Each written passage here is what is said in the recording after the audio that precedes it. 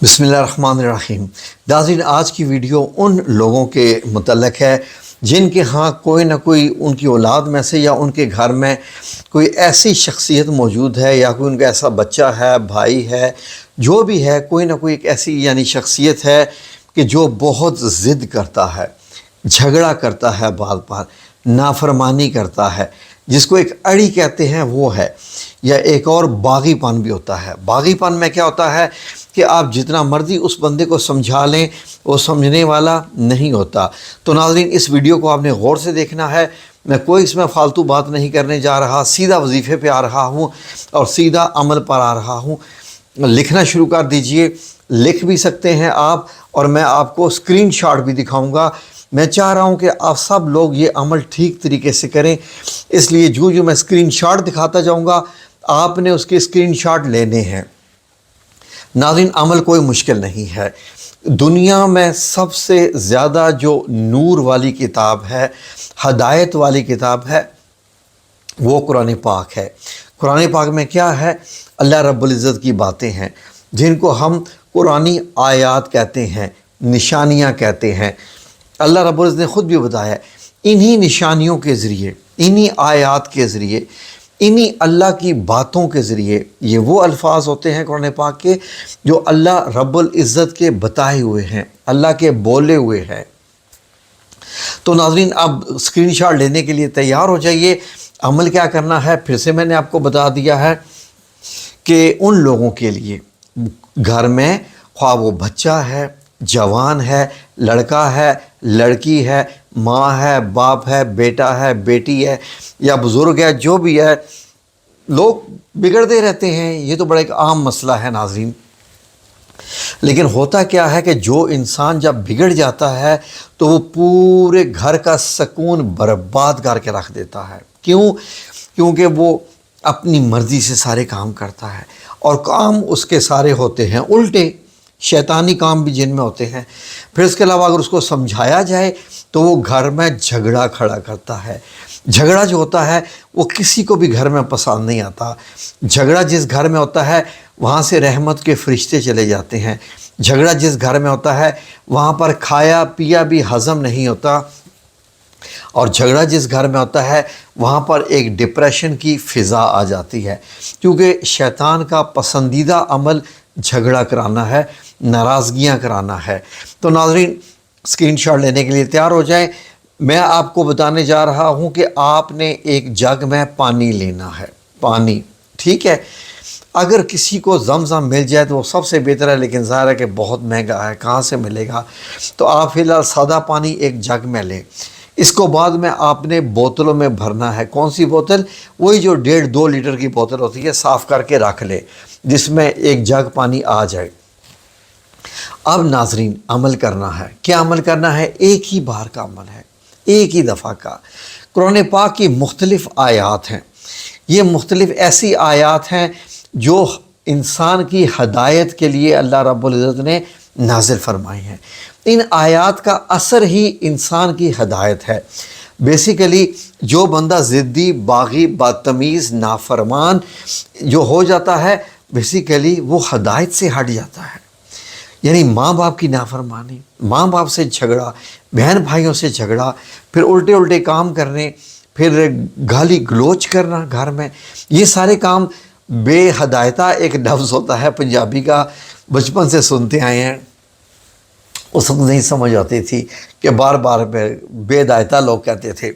अब पता चला कि वो बंदा जिसमें हदायत ना हो, मैनर्स ना हो, तमीज़ ना हो, अमल सालेह ना हो, आम अगर कुरान की ज़ुबान में बात करें, नेक अमाल ना हो, नेक अमाल से मुराद है कि अच्छे काम करने, वो ना हो, तो वो बेहदायत ही हो गया ना। ज़ाहिर है उसमें और एक जानवर में क्या फ़र्क रह गया नाज़रीन।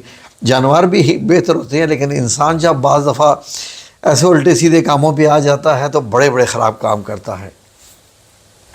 स्क्रीनशॉट लेने को तैयार हो जाइए। सबसे पहले ओके, जग रख लिया, पानी भर लिया, और उसके बाद अब आपने 11 बार दुरूद इब्राहीमी पढ़ना है। मस्ट दुरूद इब्राहीमी 11 बार। 11 بار پڑھنے کے بعد اب جو میں آپ کو ترتیب بتانے جا رہا ہوں آیات کی، اسی ترتیب سے پڑھنا ہے، اور ساتھ ساتھ اسکرین شاٹ آپ لیتے جائیے، اسکرین شاٹ لیتے جائیے۔ یہ مختلف صورتوں میں سے مختلف آیات ہیں جو آپ نے کس تعداد میں پڑھنی ہے، غور سے سنتے جائیں، ٹھیک ہے جی۔ نمبر 1، سورہ الفاتحہ کی آیت نمبر 5، 6 اور 7۔ سورہ فاتحہ جو پہلی جو آپ نماز میں بھی پڑھتے ہیں، اہدن الصراط المستقیم صراط الذین انعمت علیہم غیر المغضوب علیہم ولا الضالین، یہ آیت نمبر 5 اور 6 اور 7 ہے۔ ان تینوں آیات کو آپ نے 7 بار پڑھنا ہے، اکٹھا 7 بار۔ سورہ فاتحہ کی ان آیات کو آپ نے 7 بار پڑھنا ہے، یہ آپ نے پڑھ لیا، اوکے۔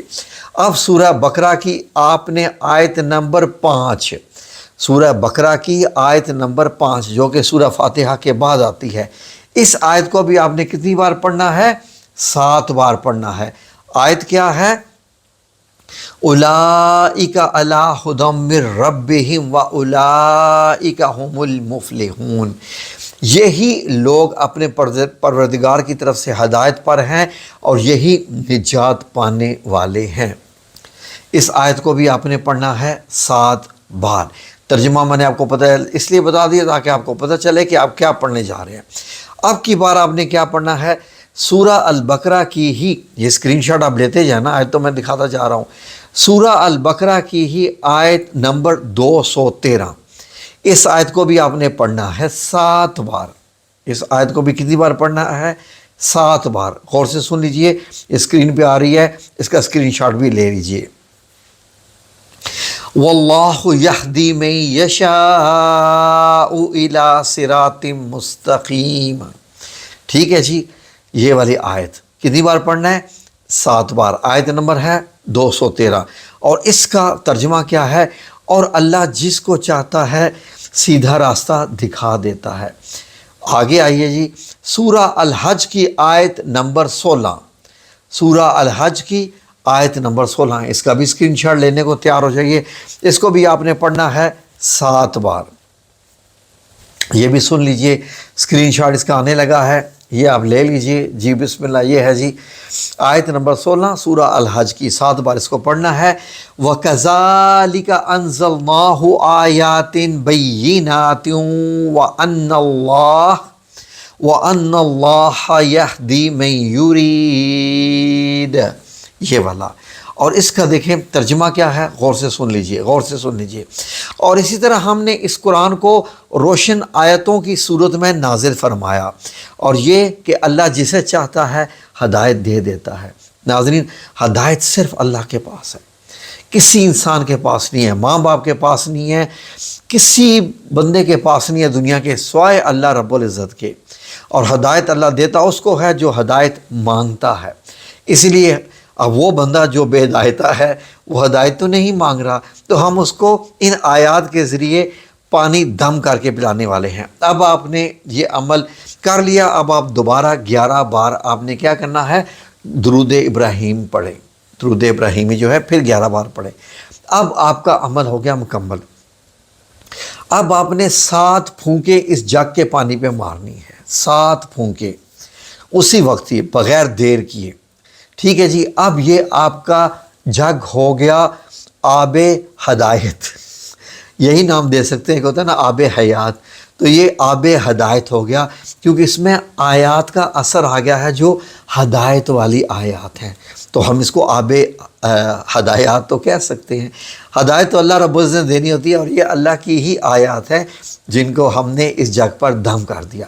اب اس جگ کے پانی کو آپ نے کیا کرنا ہے کہ بوتل میں ڈال دیجئے، اور جس بندے کو پلانا ہے، جس بندے کا جو ہے وہ دماغ خراب ہے، اس کو آپ نے کتنے دن پلانا ہے جی؟ 21 دن تک۔ لیکن پلاتے وقت کیا شرط ہے، سن لیجئے۔ جب بھی آپ نے گلاس میں اس کو پانی ڈال کے دینا ہے، جس بندے کو ہدایت آپ چاہ رہے ہیں کہ اس کو آئے، ویسے تو دنیا میں ہر بندے کو ضرورت ہے ہدایت کی، مجھے بھی ہے، آپ کو بھی ہے، ہر بندے کو ضرورت ہے۔ 19 بار بسم اللہ الرحمن الرحیم پڑھنی ہے۔ گلاس میں آپ نے پانی ڈالا، اب پھر 19 بار بسم اللہ الرحمن الرحیم پڑھ کے اب اس کو پلائیے، اور یہ 21 دن تک پلانا ہے۔ اور اب دیکھیے وہ بندہ انشاءاللہ باذن اللہ تعالیٰ 21 دن تو کیا ہو سکتا ہے 21 گھنٹے میں ہی وہ ہدایت یافتہ ہو جائے۔ میرا رب جب چاہے جس وقت چاہے وہ ہدایت دے دے گا انشاءاللہ۔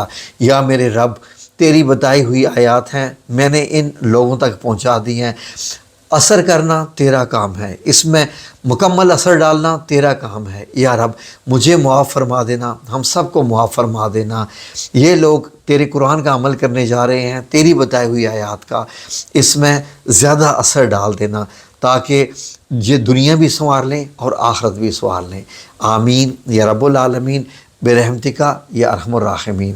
یہ پانی چاہیں تو زیادہ لوگ بھی پی سکتے ہیں، اگر بات 21 دن کی ہے تو اسی میں اور پانی ڈال دیں، اسی بوتل میں ہی، جب آدھی ہو جائے تو اور پانی ڈال دیں، وہ سارا مکس ہو جائے گا۔ ٹھیک ہے جی، جزاکم اللہ خیر، اللہ آپ سب لوگوں کا حامی و ناصر ہو، آمین یا رب العالمین۔